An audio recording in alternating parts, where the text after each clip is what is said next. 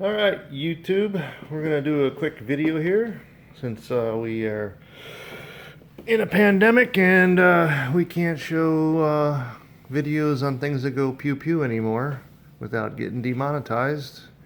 We are into wine now. So I got on Amazon and I purchased this metal wine rack for about 30 bucks. We're going to show you what it looks like and put it up on the rack and put some wine in it.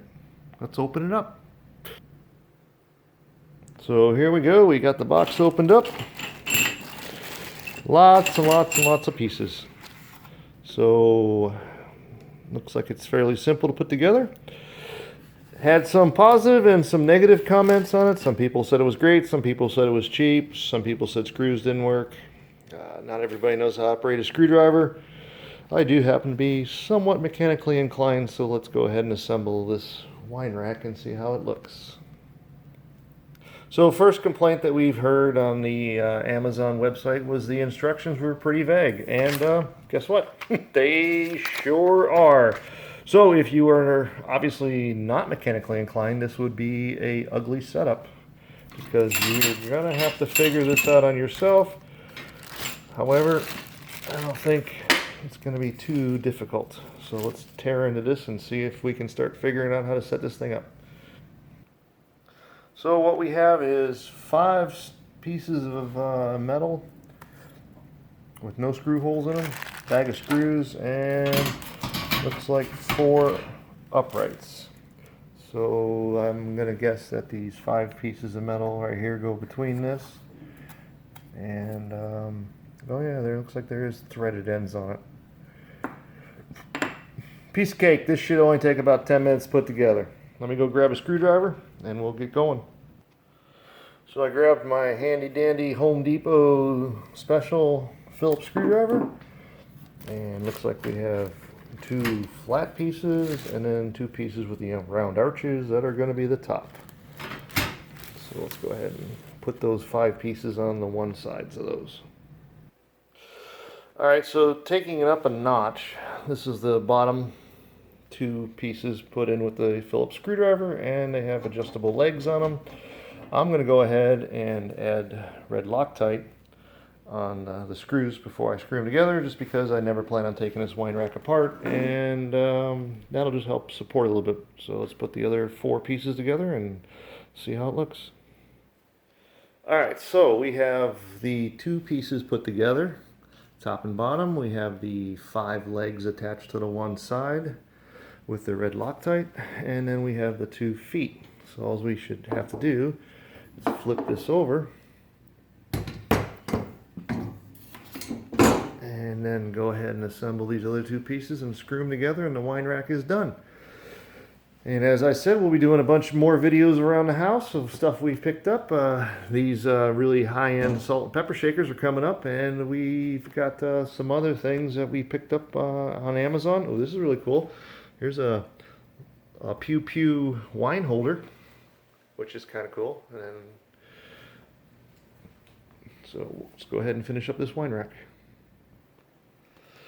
So I flipped it over and started with this one and assembled these 2 pieces and put the middle ones in.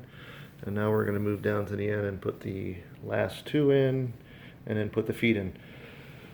And sorry I can't show you how to do this because I'm doing it by myself, but it's pretty simple. Just put the screw in.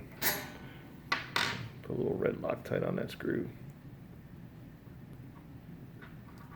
That's why I don't like doing it by myself. Now I got red Loctite on my countertop. And line that up. See? Much easier without the camera. Let me put this on pause and put these last 2 in. Alright, so there's the last 2 on the bottom put in. I will tell you that this is probably obviously Chinese cheap made stuff. So when you're putting these screws in, you want to get them like hand tight and then just give them like a little itty bitty 1/8 of an inch turn. And that's why I put the red Loctite on there, because that's just going to lock all that together. If you start cranking on these things, I can see it'll very easily strip out. So let me stand this up and put it where it's going to be and start showing you what some wine will look like in it. So here I've had a, let's see here, 3 times 5 15 bottle of wine, and we have dinners over here all the time, and we've had empty racks way too often. This was a gift I got for Christmas from one of my wine connoisseurs. He got me in a wine club, and what they do is, let me see what we got here. So every month they send 12 bottles of wine out, and we pay, let me think here. These are some of the bottles that came this month. $140 for 12 bottles of wine. And so this is a $20 bottle of wine. This one here is a $19 bottle of wine. This is their suggested retail. There's a $17 bottle of wine, and there's a $20 bottle of wine. Sometimes I've had 15, 16s, and sometimes I've had upwards of 30.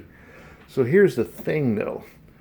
What I've discovered in being in this wine club is you do get different bottles of wine that you won't normally see at a grocery store, and that's all fine and dandy. However, Publix runs the buy one get one free bottles every week. This is a $20 bottle of wine. This is also a $20 bottle of wine. They were buy one get one free, so I got these for $10 a piece. And of course back here are some more of the wine bottles that came with last month's wine rack, or wine box, excuse me. And then over here, these were, I paid $14 a piece for these, so they were $28 at Publix. Buy one, get one free, and these were $20, and of course buy one, get one free. And then these guys over here, I want to say they were also in the $20, and maybe these were like $14 buy one, get one, so that brings them down to $7. So does the wine club pay off at a lot more money than that? In retrospect, I do get some unique bottles of wine at a decent price, but I'm also getting some really good bottles of wine at Publix on the buy one get one free, and I do always buy at least 4 or 6 of them, and that's why I bought the extra wine rack, because during our dinners we really do consume. We have about 8 or 9 people come over, and we drink about 4 or 5 bottles of wine at each dinner. So let me load this bad boy up with what I have, and we'll take a look at it. So right off the bat, I tried to put some Pinot bottles in, and they are very tight, and they're just not hanging correctly. Where this rack seems to allow, you know, I have, these are the same type bottles, and they seem to sit real nice in here. So looks like my older rack that I got for a Christmas gift is going to be the one that holds the Pinots, and we're going to have to transfer the Cabernet style bottles over. Yeah, that fits really nice. Let me work on that. Alright, so all in all, everything's all done and said. So like I said, I picked up like 10 bottles of the Buck Shack. 3 were the red wine, and I actually got a 2016 in there, which is pretty hard to find. And then the rest were Cabernets. They were all 2018s. Excellent rack for a Cabernet bottle, Shiraz, stuff like that. Your regular size bottles of wine work awesome. There's a big takeaway. This rack right here is holding the Pinot size bottle really nicely. So this is a very negative, mostly because the rings are not big enough, and they keep the Pinot bottle kind of like holding like that. So that's how we sit. Now I gotta go to Publix and buy another 9, 10 bottles, 11 bottles of wine, and the rack will be full. But this is for $30. If you're just putting regular size bottles in there, it's beautiful. It's perfect. I really like the way it looks. It's a good deal. I got all that set up. It looks nice. I'll fill up the rest of this. So my overall takeaway on this is it was a great rack for, I think I paid $33 for, as long as you're putting regular 750 ml bottles in there that are not wide at the bottom like your Pinot bottles. So there we go. Amazon, you rock the world. And like I said, when I put it together, I use red Loctite on all this. It's very sturdy. It's not going anywhere. I don't live in a earthquake environment, so I guess we're good to go. Not bad for 30 bucks. Looks nice. All right, there we go. That's my takeaways, and I'm very happy with that purchase. Thanks for watching.